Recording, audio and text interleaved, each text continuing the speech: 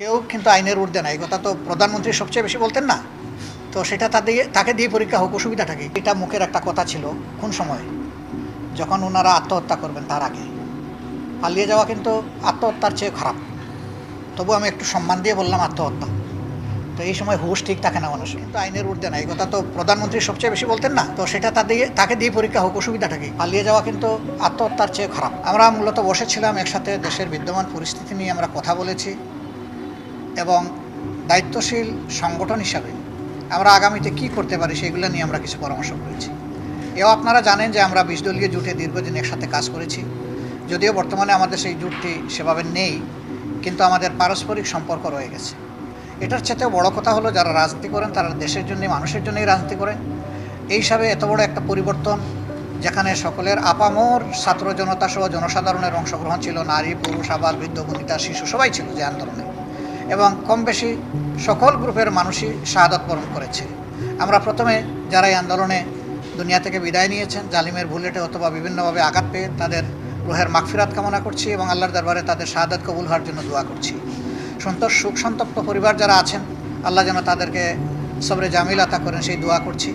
আহত যারা আছেন, আল্লাহ তাআলা তাদের সকলকে পূর্ণ সুস্থতার নিয়ামত দান করুন, এটা দোয়া করছি।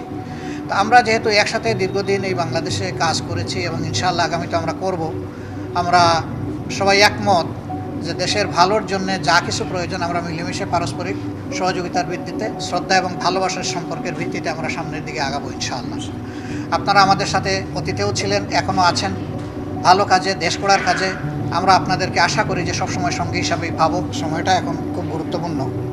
সরকারটা কেবল বসলো, আর 15.5 বছরের পুঞ্জীভূত জমাট, অনেক সমস্যা তাদের সামনে। সকল সাংবিধানিক প্রতিষ্ঠান ধ্বংস করা হয়েছে, বিচার বিভাগ বলতে কিছু ছিল না।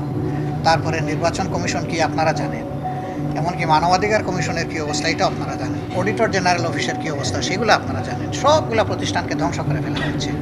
গোটা পুলিশ বাহিনীকে একটা লীগ বাহিনীতে পরিণত করা হয়েছিল। আবার সিভিল সার্ভিসে যারা আছেন অনেকেই তখন মনে হয়েছে যে দলীয় নেতা হিসেবে ওনারা পারফর্ম করছেন। তো সেই জায়গাগুলো আগে তাদেরকে ঠিক করার সুযোগ দিতে হবে। এই ঠিক করার সুযোগ দেওয়ার পরে যখন উপযুক্ত পরিবেশ সৃষ্টি হবে, তখন দেশের ভবিষ্যৎকে সর্বাধিক সর্বোচ্চ গুরুত্ব দিয়ে যা দরকার আমরা সেভাবেই সিদ্ধান্ত নিব। এখনই আমরা বলতে চাচ্ছি না এই সরকারের টেনিয়র কতদিন হওয়া উচিত, এখনই বলতে চাচ্ছি না নির্বাচনে আমরা কী শেপে অংশগ্রহণ করব। সময় মতো ইনশাআল্লাহ আপনাদের সাথে যেহেতু আমাদের পথ চলা আছে, আপনারা জানবেন এবং এই ক্ষেত্রে আপনাদের মূল্যবান পরামর্শ আমরা ধারণ করব সম্মানের সাথে। কেউ কিন্তু আইনের ঊর্ধ্বে না, এই কথা তো প্রধানমন্ত্রী সবচেয়ে বেশি বলতেন না। তো সেটা তাকে দিয়ে পরীক্ষা হোক, অসুবিধাটা কি? এটা মুখের একটা কথা ছিল কোন সময়, যখন ওনারা আত্মহত্যা করবেন তার আগে। পালিয়ে যাওয়া কিন্তু আত্মহত্যার চেয়ে খারাপ। তবু আমি একটু সম্মান দিয়ে বললাম আত্মহত্যা। তো এই সময় হুঁশ ঠিক থাকে না মানুষের সময়।